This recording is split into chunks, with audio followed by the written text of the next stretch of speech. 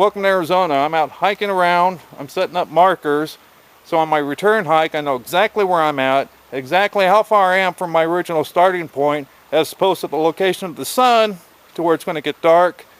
If you're going to be hiking around and you don't have no experience out here, you don't want to be stuck out here when it gets dark. Now, a lot of people, when you say Arizona, automatically think of the desert, Sonora, and all these hot, dry places. Well, the fact of the matter is, a lot of Arizona is this type of environment.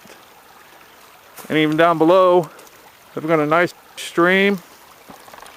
I've got plenty of gear and equipment with me to be able to purify that water if I choose to camp out here overnight, or if I can't get back to my original location before the sun goes down. Creating my own maps. I'm using an all-weather notepad and a pencil, and I'm using my compass. I always come out to any location with 3 compasses. Anybody tells you to use, all you need is 1 compass, that person don't know what the hell they're talking about. Nowadays you have cameras and cell phones, and all these can demagnetize your compass. And if you don't know that, and your compass starts pointing south, when you think it's actually supposed to be pointing north, you can end up going in big circles. You can end up 180 degrees off course, and then you're going to realize that your map is not corresponding with the markers that you left. There's one guy that I trust out in the field with any part of my gear, the Arizona Bushman, John Campbell. I have a problem. And what's that? One of my compasses got demagnetized. Let me lay down a couple of compasses, and you can tell me which one you think it is that's demagnetized, and is there a way to be able to fix it? Okay, let's do this. All right. Are you tracking me? Is that how you knew where I was? Pretty much. Yeah. Well, I saw Jim LeBus footprints, and it was a telltale sign. It wasn't a Sasquatch. It was a Jim LeBus. All right. So these are the compasses. If you could tell me which one is incorrect and which one's correct, and if you're able to fix them. Well, I can tell you right off the bat, Jim. Flagstaff is directly behind us, which would give us a very good northern indicator. You can see the red needle on your compass is pointing towards north. That tells us that this compass is the accurate one. The polarity on this one is completely flipped and reversed. It's actually pointing south. There's several ways to interfere with the magnetic polarity of a compass. There's even natural ways that a lot of people don't think about when it comes to the terrain. So there's a lot more to consider than just electronics that you would be carrying on your person. Oh, absolutely. A magnet has a north and south pole, and basically your piece of metal that's in here is magnetized, giving it a north and south pole and a direction to point. So all you have to do is restore that. Since you had 2 compasses, you were able to spot this. Now you can take steps to repair the problem. Right. But best bet to keep it from happening again, you want to make sure you keep all your compasses away from anything metal or magnetic. Okay. If you have a multi-tool that has a magnetic tip on the screwdriver, even metal by itself, like for example my knife, see how it has very little interference, but it will move that needle? Same thing. But then you come up with the question, which part of this needle is north and south? Exactly, and that would be determined by, you can actually determine that with the sun. Absolutely. What I want to do is, I've got 2 rare earth magnets. I got a big one and a small one. Which one would you prefer to work with? Let's try the small one. Okay. So what I'll do, I'll just drop this on here, because it's the same thing that reversed it in the first place. So basically you're switching it. You switched it before, you're switching it back. I see. And how long does it usually take? It can take a few minutes. Okay. Now, does that actually depend on the strength of the magnet, or it doesn't matter, just figure 5, 10, 15, 20 minutes? That's about it. I'm carrying 3 compasses. It's easy for me to know when this one's correct, but if you're carrying 1 compass, No, you could be in serious trouble. Unless you know how to read the sun and shadows. Absolutely. Even when the sun goes down, you can still read the stars. So what's your recommendation for people that carry only 1 compass? Get another one. Okay. This video is to show people how to set up markers, so on their return hike, they know how to read the trails. Right. That's what I'm doing out here. Do you have time to give me a hand with that? Sure. Okay, good, good. There are books and things like that on that subject, but you don't have to make it that complicated. No, exactly. As long as you understand what this is, what you have set up, you're good to go. And what I try to do is I try to set up markers that almost look as if it's natural. It was meant to be there, a branch and a stick together, because the last thing you want, then I know somebody's not going to come by and disturb it or destroy it, Right. versus the tape markers that people put in trees, and they'll pull it out of the tree because it looks like hell for the environment. I understand people doing that, but the person that's removing it from the tree or the bush or the rock or the branch, wherever you tie it, they don't realize that you're still out there. So you have to be able to protect yourself against people coming by and removing your markers. It's the same thing as every shelter I've ever built in this area. They always get knocked down, and when I come back, they've been used for firewood, and there's beer bottles everywhere. Right, exactly right. Okay, I've removed the magnet, and you can see that it is pointing north. We put that indicator on there. I know that Flagstaff is in the northern direction. This has repaired the compass. How long did it take? It took about 15 minutes. Okay, great. You can see by comparing the two of them, the one that was accurate before, they're both pointing in the same direction. Okay, great. So we're good to go. We're good to go. Awesome. I came from the west, so I was traveling east, and pretty much maybe about a mile, I guess. Which compass were you using, Jim? Because you could have been going east instead of... I was using the correct one. Thank you. But it's getting dark. We have about 20 minutes before that sun starts to crest that cliff. Okay. Set up some ground markers, and we can just show people how to use those versus the markers, the nylon strap type of markers. Right, right. Well, it's all about using what you have on hand. A lot of people may not have the nylon strap. Well, you know what they can do? They can, those are fresh. Dog. Yeah, it's canine. So you want to go back to your little love shack over here, and but yeah, you're right. If you don't have the nylon colored markers, you know, you can always use bits of your t-shirt, your sleeves, whatever you'd have to cut or rip. Oh, absolutely. To be able to use that instead if you're in a dire situation. Your best bet is also to keep in mind the amount of paces that you've gone. It's all about keeping track. Well, right, exactly. I know which one's my third marker, my second. I'm always judging my distance and my time when I'm creating my maps. All right, well, let's get started on setting up some markers. All right. I need some rocks.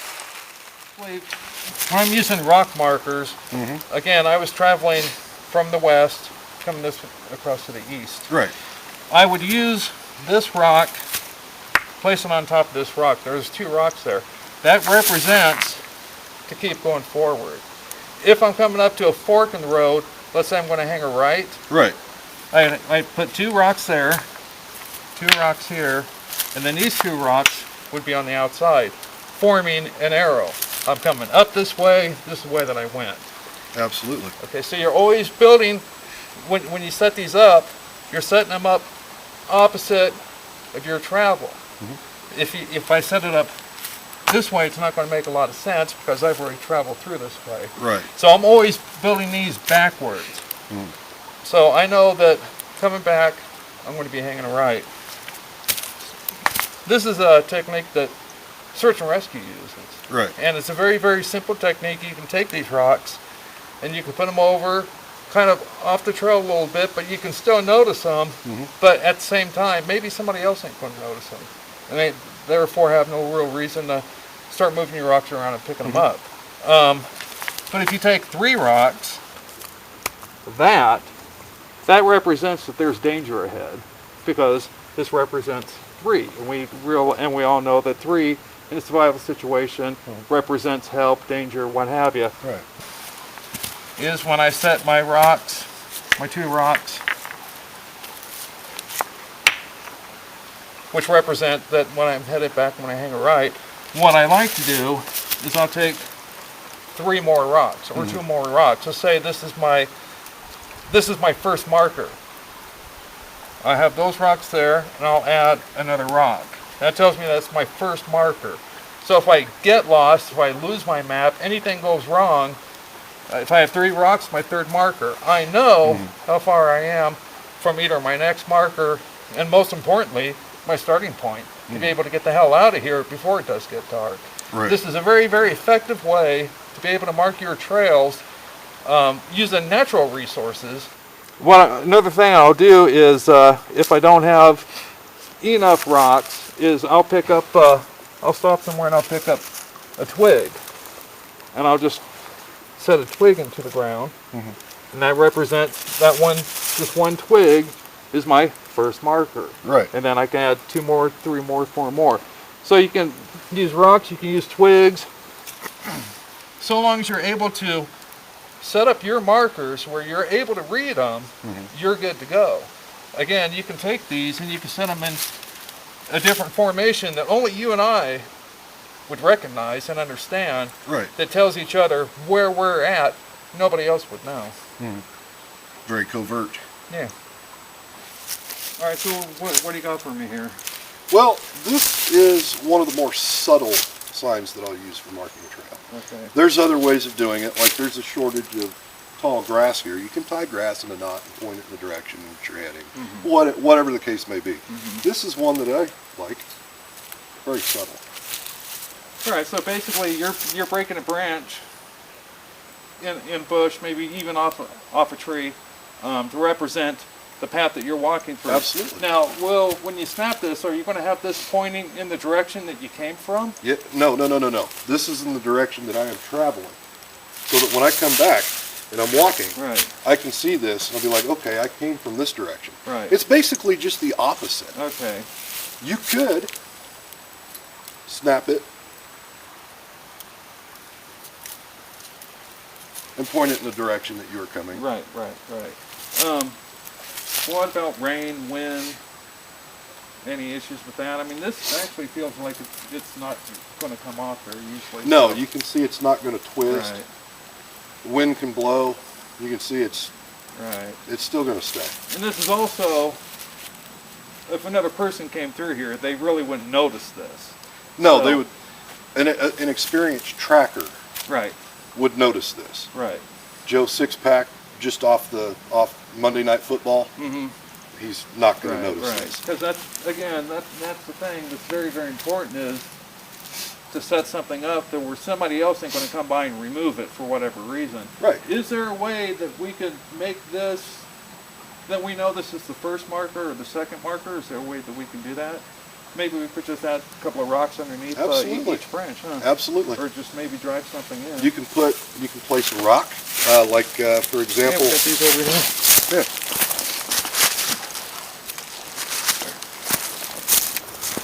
Absolutely.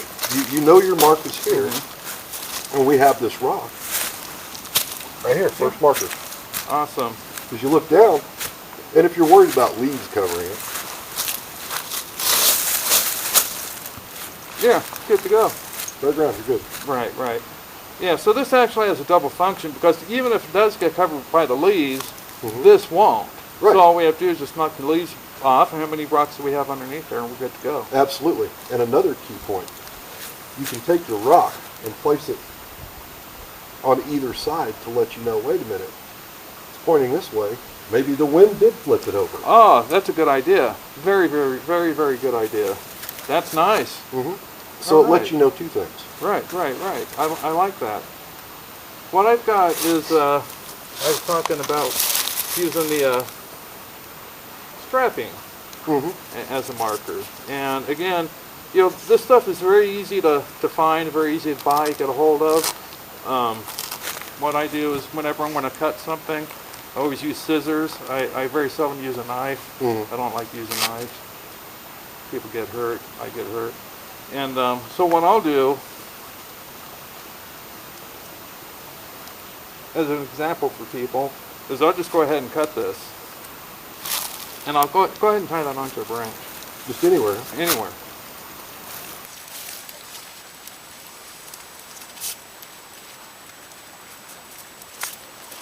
Now, so you can see that at distance, and, Right. and it's great until somebody comes by and they take it off, because how long has that been there? Obviously anybody who has any experience knows that this is brand new, and it's Right. it's going to look like this for probably about another day and a half.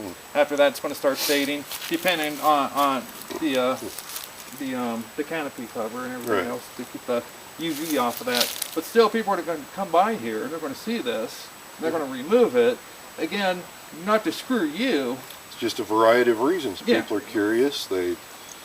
I've found that, like I mentioned earlier with the shelters, they see the shelters, they kick them down, they burn them, they throw beer bottles everywhere, and Right. you know, it's just, it's this. Yeah, exactly. And off they Yeah. go. And if you're counting on it, and your compass goes bad, and you're counting on this, and this ain't here, that's a double whammy. Yeah. You might as well start maybe pulling some plants and make yourself a bed, because you ain't making it back to your starting point before that sun goes down. Right. See, I always like to use what's around me anyways. Right, exactly. It's less that I have to carry. It's, Well, you don't want to use up your resources when there's so much natural resources that you can exploit and use to your benefit, basically. You know, another good way of mark a trail is what's called trailblazing. And what you want to do, and this works really great as far as it's very fast, it's very simple, and again, you don't have to really worry about people coming through and moving your markers. And basically, all you want to do is come up to a tree and just cut out a little mark and get into the tree.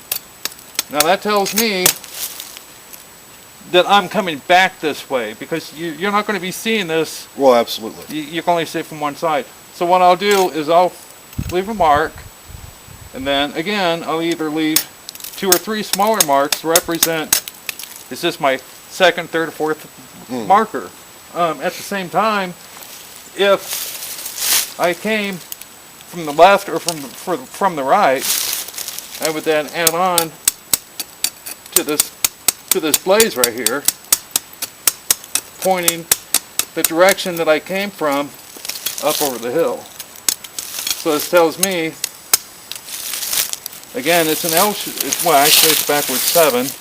It tells me that I came from that direction up on this hill, and maybe 1 or 2 or 3 markers, and you're good to go. Thanks, John, for giving me a hand, showing how to set up markers. Again, I love the way the broken branch with the rock on either side. It's perfect. And giving me a hand with my compass, obviously, and fixing that for me. So next time I get out here, hopefully, we can have more time to cover more topics. But the thing I love to do best is when I'm out in areas like this, is just wing it. Oh, absolutely. You know, just whatever topic come up with. It's because it's what nature supplied us with. We have a reason to cover this topic. So next time, you know, hopefully we got enough time to be able to do it that way. Sounds good. Okay, great. All right, you take care. Yeah. We'll see you, man. Yep.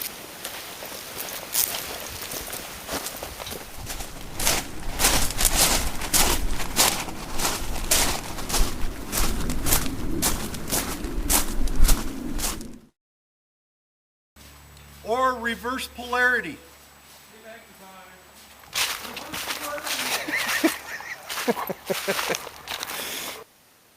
Make sure that you shove that straight up your ass. You forgot to mention more. What do you see? I see a bush. You just see a bush. Look closer.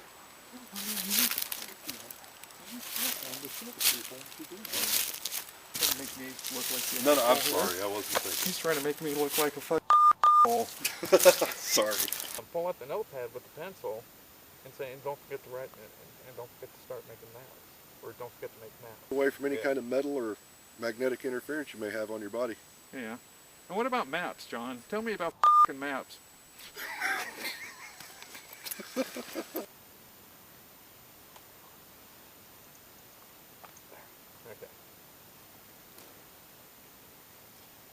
There you go.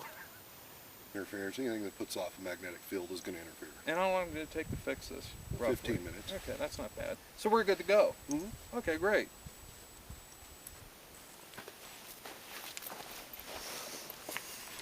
I taught him all Now, this. Really quick.